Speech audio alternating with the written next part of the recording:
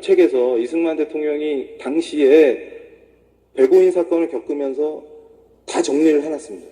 왜 그러냐면 교회가 살면요 이 체제를 지배할 수가 없습니다.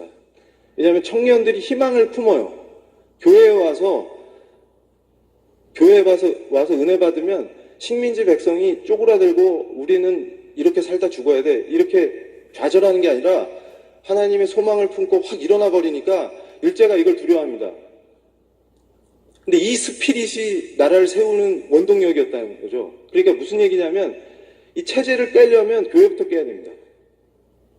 그러니까 혁명을 하려면 교회부터 부시지 않으면, 그러니까 이게 뭐냐면 교회가 스피릿이 떨어지면 밥이 되죠.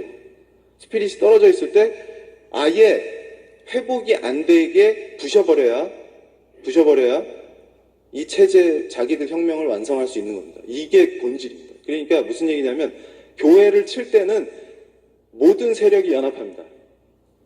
이게 무슨 얘기냐면 제가 이제 여기서 설명을 드릴 건데 레닌도 이 친구를 좋아했는데 이태리 좌파 사상가 중에 안토니오 그람시라는 친구가 있어요. 근데 이 친구가 얘기한 게 지금 기본 전략이 됩니다. 이들의. 이게 무슨 얘기냐면 얘네들은 전쟁을 하고 있다고 생각해요. 지금. 그러니까 혁명은 지금 전쟁 중인 겁니다. 이 사람들이. 그러니까 혁명을 하고 있는 투사들인데 교회는 무방비 상태죠. 아무 생각이 없습니다.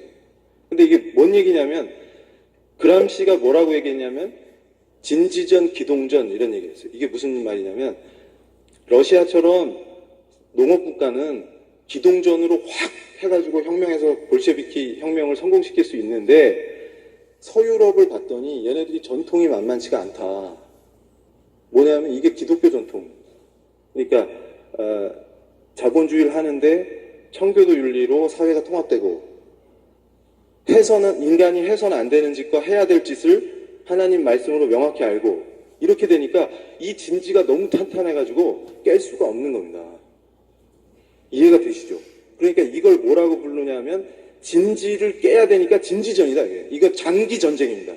그러니까 진지를 구축해 놓으면 그걸 깨는데 시간이 오래 걸리지 않습니까? 장기 전쟁이에요. 그거를 진지전이라고 표현합니다. 그래서 서유럽의 종교개혁 전통으로 세워진 체제를 어떻게 효과적으로 파괴할 건가가 얘네들 전략의 핵심입니다. 근데 이제 대박이 난 게 있습니다. 그래서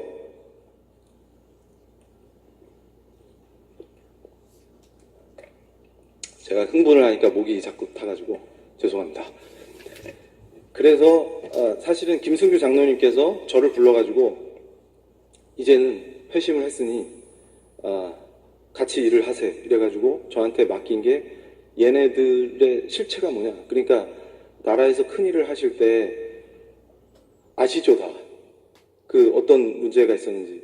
이게 정말 이자들의 실체를 보셨는데 얘네들이 뭐 때문에 이런 짓거리들을 하는지가 궁금하다. 그러니까 이놈들이 어떤 사상을 가지고 이런 짓들을 하는지 정확하게 좀 밝혀보자 이렇게 말씀을 하셔가지고 제가 장로님 말씀을 딱 듣고 연구를 해가지고 300페이지 되는 보고서를 썼습니다. 그래서 그게 이제 우리 지금 우리 동지들 있지 않습니까? 우리 울산에도 왔었던 그 동지들이 그걸로 학습을 하고 이제 체계화돼가지고 이제 우리 그때 울산 학생인권조례 이 공청회 할 때 김승규 장로님이나 여러분들이 그람시 얘기도 하고 이게 원조가 막스다 이런 얘기도 하시고 막 이렇게 이제 우리도 무장을 하죠. 그러니까 지금 저 친구들은 아니 쟤들이 어떻게 알았지? 전에는 무방비였는데 아마 그러고 있을 겁니다. 그러니까 지금 우리 활동가들이 무장을 하니까 꼼짝을 못하죠.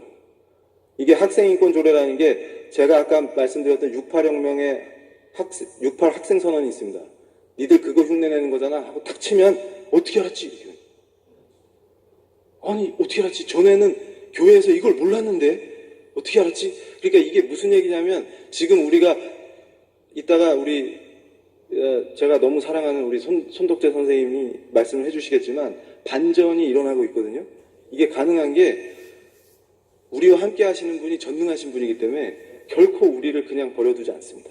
근데 이거 완전히 역전시켜가지고요. 제가 이제 뭐라고 표현하냐면 이거는 쓰나미다. 죽음의 쓰나미다. 이렇게 표현합니다.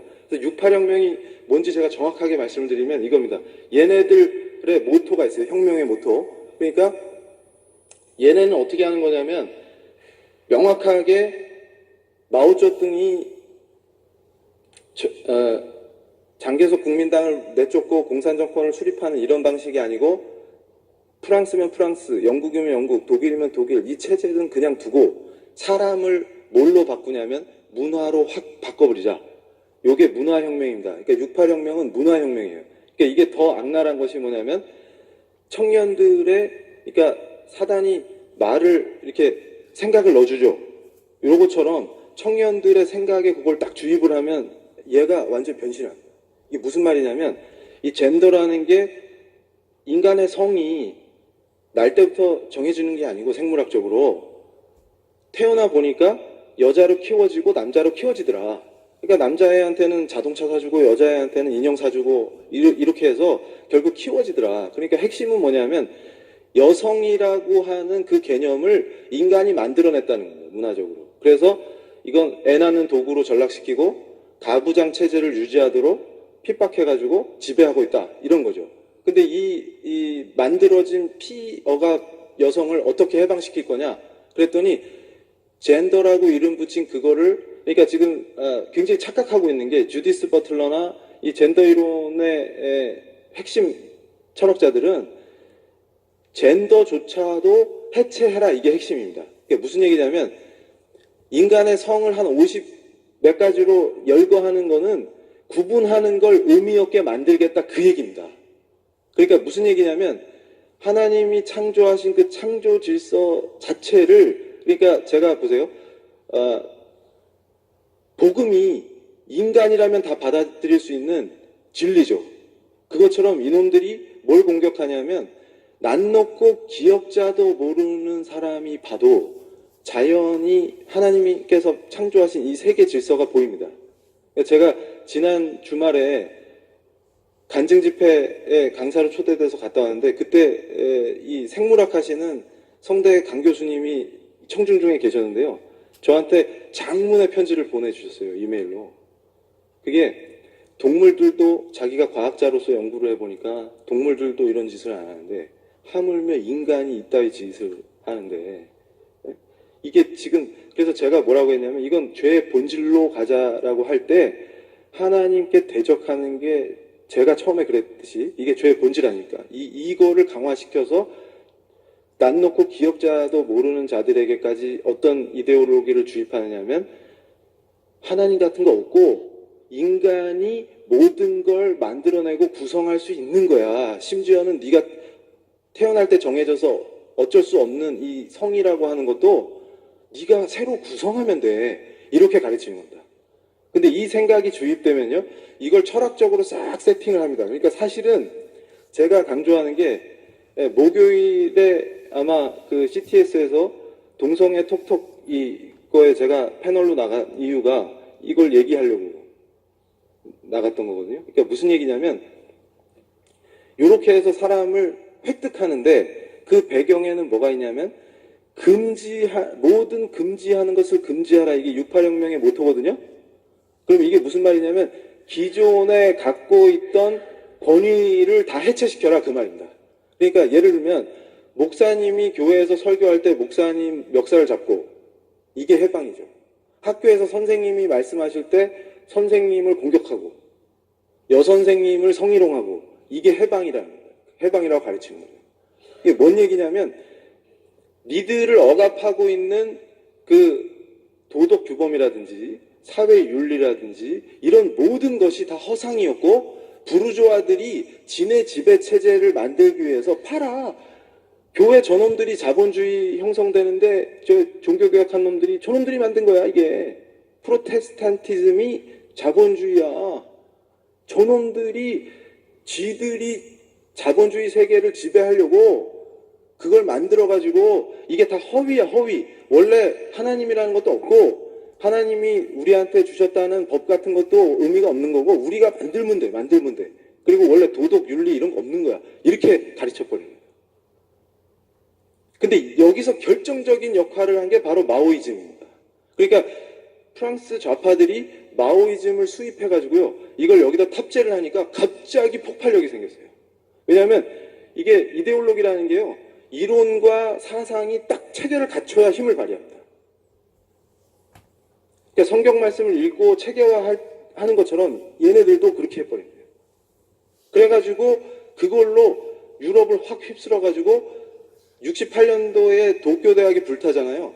그게 바다를 건너서 일본까지 휩쓸었던 게 그게 68혁명입니다. 그러니까 얘네들이 지금도 뭐라고 하냐면요. 이 68의 정신은 정권을 탈취하는 건 아니었지만 세계를 변화시켰다 이렇게 표현합니다.